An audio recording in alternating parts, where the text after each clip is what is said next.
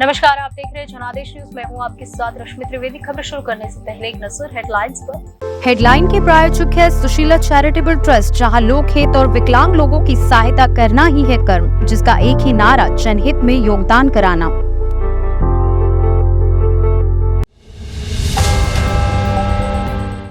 सामने आए Dubai connection, Dominic Martin सिर्फ मोहरा तो धमाके का मास्टरमाइंड कौन? 4 और लोगों ने की आत्महत्या, सरकार के पोस्टरों पर डाला काला पेंट, फडणवीस का दौरा रद्द, जाने 10 अपडेट। सिखों पर हमले के बीच न्यूयॉर्क मेयर का बड़ा बयान, बोले पगड़ी को आतंकवाद से जोड़ना गलत। राजस्थान सीएम अशोक गहलोत के बेटे वैभव ईडी के सामने हुए पेश, जानी पूरा मामला। दिल्ली में कहां बनेगी अमृत वाटिका, कलश यात्री कहां रुकेंगे, ट्रैफिक प्लान मेरी माटी मेरा देश की हर बात जानिए। केरल का एर्नाकुलम रविवार को एक के बाद एक कई धमाकों से दहल गया। अब इस मामले में दुबई कनेक्शन सामने आए हैं। केरल के एर्नाकुलम एक के बाद एक कई धमाकों से दहल गया। 3 बम धमाके के बाद सुबह जो पुलिस सिर्फ जांच की बात कर रही थी, उसे शाम होते होते इस ब्लास्ट की जिम्मेदारी लेने वाला भी मिल गया। इस बीच केरल में ब्लास्ट का दुबई कनेक्शन सामने आया है। बम विस्फोट की जिम्मेदारी लेते हुए कोच्चि के रहने वाले डोमिनिक मार्टिन ने पुलिस के सामने आत्मसमर्पण कर दिया। आरोपी ने दावा किया है कि उसने बम लगाया था। मार्टिन ने फेसबुक पर लाइव आकर धमाके की जिम्मेदारी ली थी और फिर थाना जाकर सरेंडर कर दिया। डोमिनिक ने दावा किया है कि उसने कन्वेंशन सेंटर में 3 बम लगाए थे, जिसके बाद रविवार सुबह ईसाई धर्म के लोगों की प्रार्थना सभा में धमाका हुआ था, जिसमें कई लोग जख्मी हो गए थे। इसी बीच केरल में ब्लास्ट का दुबई कनेक्शन सामने आया है। बताया जा रहा है कि संदिग्ध आरोपी डोमिनिक मार्टिन 2 महीने पहले दुबई से भारत आया था। डोमिनिक दुबई से करीब 15 साल रहा है और वहां इलेक्ट्रिशियन का काम करता रहा। वो भारत आकर ट्यूशन पढ़ाने का काम करता था। डोमिनिक के 2 बच्चे हैं जो विदेश में है। डोमिनिक के संपर्क में आए लोगों की जांच की जा रही है। डोमिनिक किस किस के संपर्क में था, अब इस बात की भी जांच हो रही है। धमाके के बाद जांच एजेंसियां डोमिनिक मार्टिन की कुंडली खंगाल रही है, जिससे पता लगाया जा सके कि आखिर वो सिर्फ मोहरा था तो इस ब्लास्ट के पीछे किसका दिमाग है और किसने इसकी साजिश रची।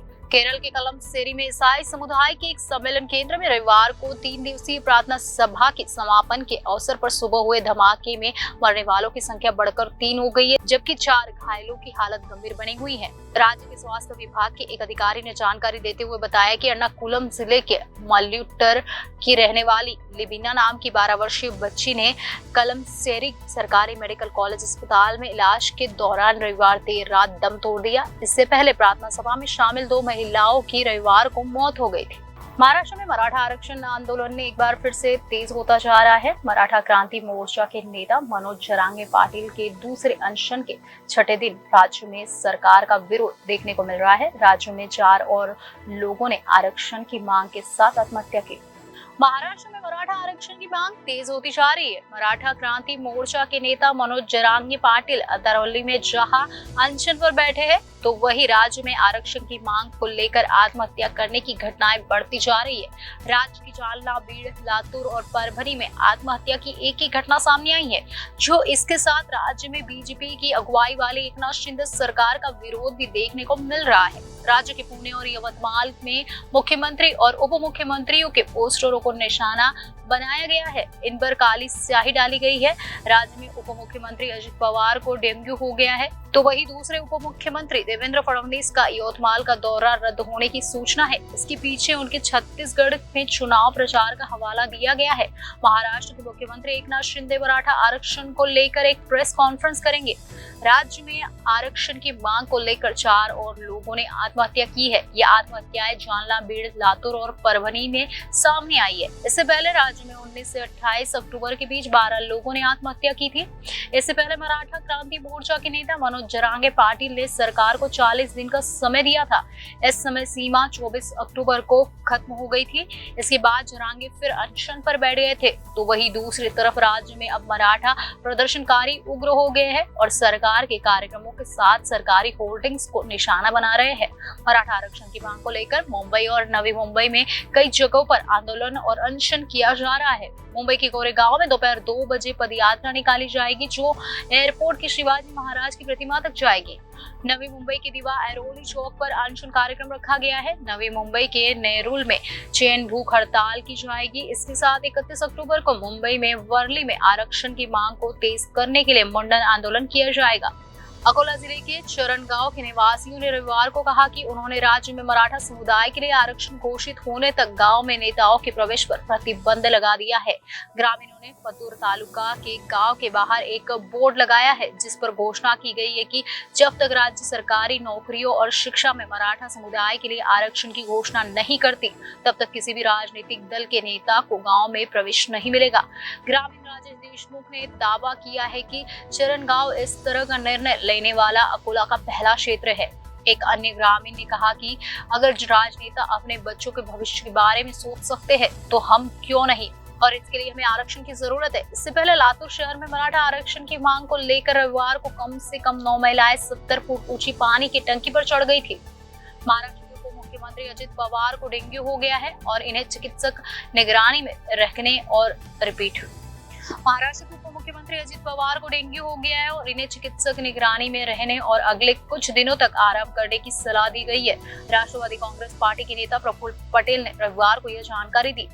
राष्ट्रवादी कांग्रेस पार्टी यानी रांकापा के एक धड़े के कार्यकारी अध्यक्ष पटेल ने सोशल मीडिया पर मंच एक्स यानी पूर्व में ट्विटर पर पवार के स्वास्थ्य के बारे में जानकारी दी। अजित पवार के सार्वजनिक कार्यक्रम में शामिल न होने पर मीडिया की अटकलों पर मैं बताना चाहता हूं कि उन्हें डेंगू होने की पुष्टि कल ही हुई है। उन्हें चिकित्सक निगरानी में रहने तथा अगले कुछ दिनों तक आराम करने की सलाह दी गई है। बीजेपी की महाराष्ट्र इकाई में अध्यक्ष चंद्रशेखर बावनकुले ने कहा कि मराठा आरक्षण के मुद्दे को हल करने के लिए राज्य सरकार को समय दिया जाना चाहिए और एकनाथ शिंदे के नेतृत्व वाली राज्य सरकार इससे पहले प्रतिबद्ध है। पालघर जिले की जवाहर तालुका में शनिवार को दौरे के दौरान संवाददाताओं से उन्होंने कहा कि आरक्षण के मुद्दे को हल करने के लिए सभी राजनीतिक दलों को मुख्यमंत्री एकनाथ शिंदे का समर्थन करना चाहिए।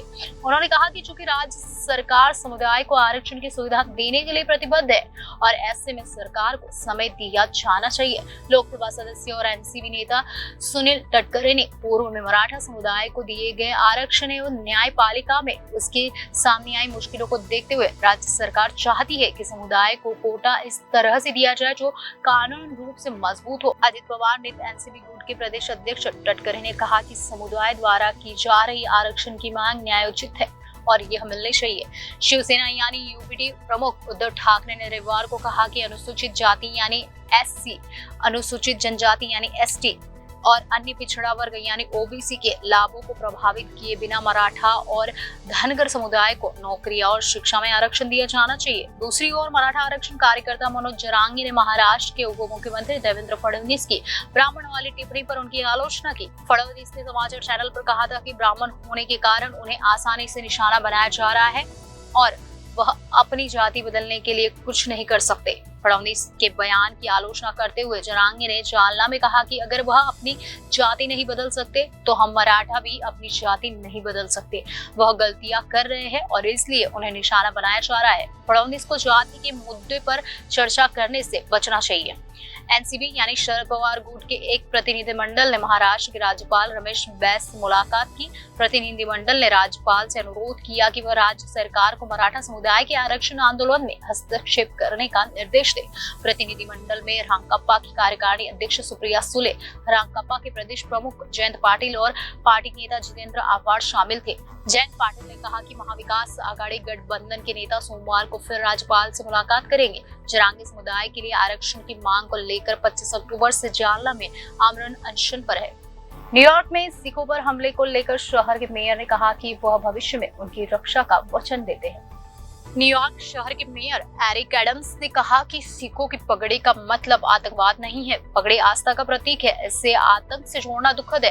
एरिक का ये बयान हाल ही के दिनों में अमेरिका में सिख समुदाय के खिलाफ हुए हमलों और हेट क्राइम की घटनाओं के बीच आया है। उन्होंने कहा कि सिखों के खिलाफ हुई घटनाएं हमारे देश पर एक धब्बे की तरह है। सिखों के बारे में हमारे कुछ लोगों के बीच गलत समझ पड़ी हुई है।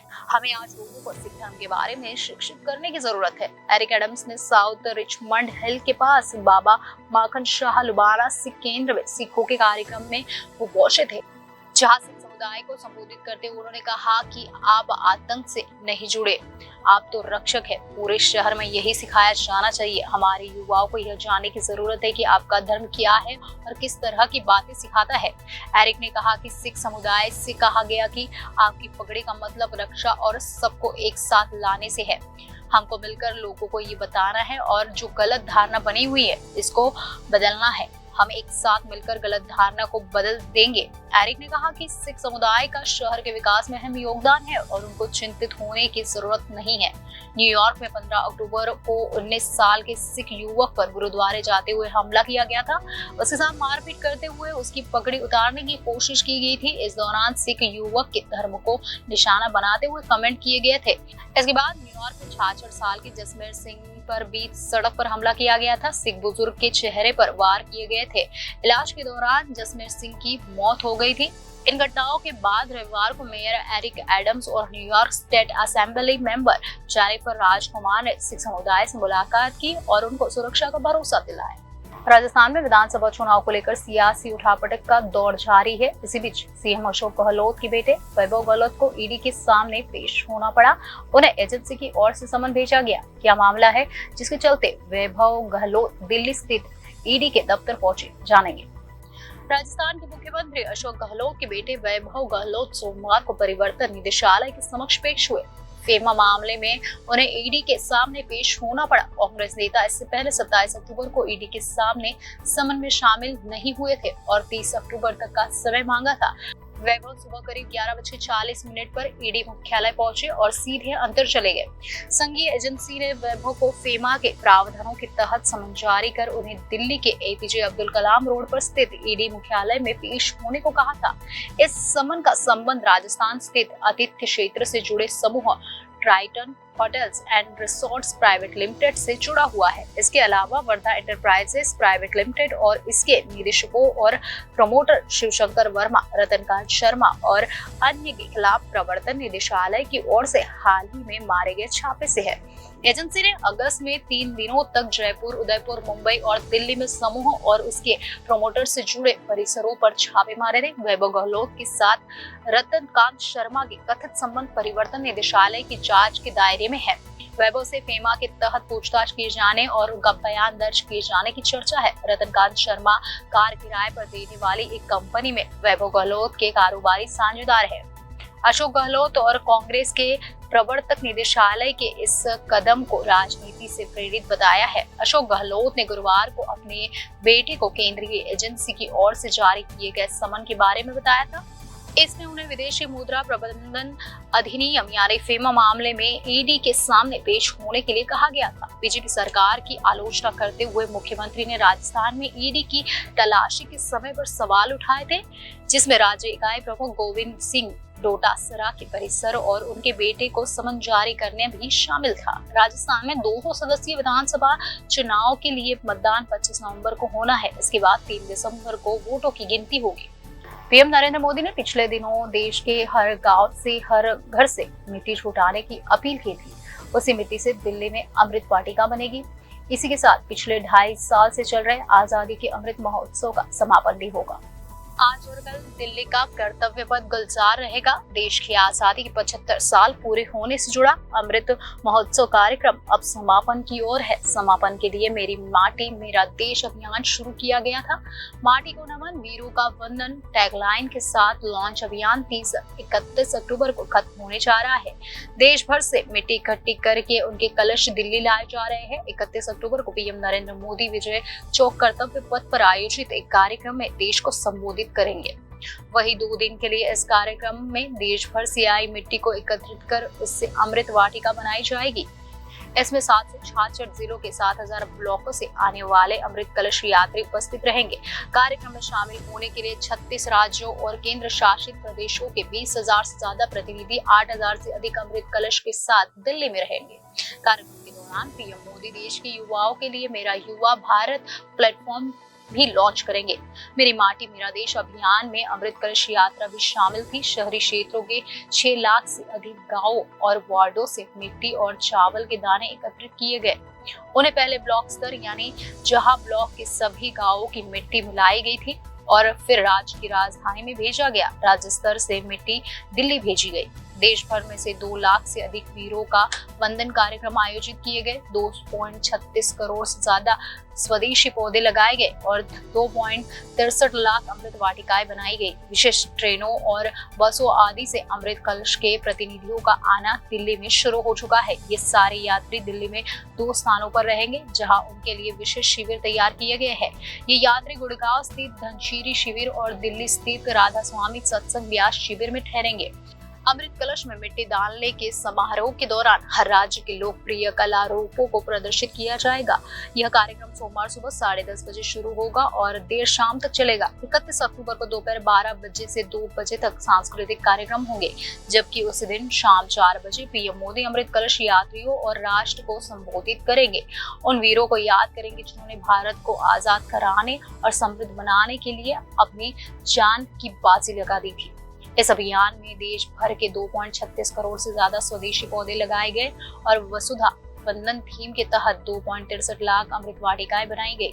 मेरी माटी मेरा देश कैंपेन के तहत अमृत वाटिका इंडिया गेट स्थित नेशनल वॉर मेमोरियल के पास डेवलप की जाएगी। इसमें शहीदों के नाम लिखे शिलापट भी लगाए जाएंगे। शांति पथ, कौटिल्य मार्ग, पटेल चौक, जीपीओ चौक, अरबिंदो चौक, आरएमएल चौराहा, क्यू पॉइंट, जीआरपी चौराहा, MLNP चौराहा, मंडी हाउस चौराहा, RGM चौराहा, फिरोज शाह चौराहा, राजीव मार्ग चौराहा, फिरोज शाह केजी मार्ग, MAR राजपथ चौराहा, Mahadev road, Patel Chowk, A point, W point पर ट्रैफिक डाइवर्ट रहेगा।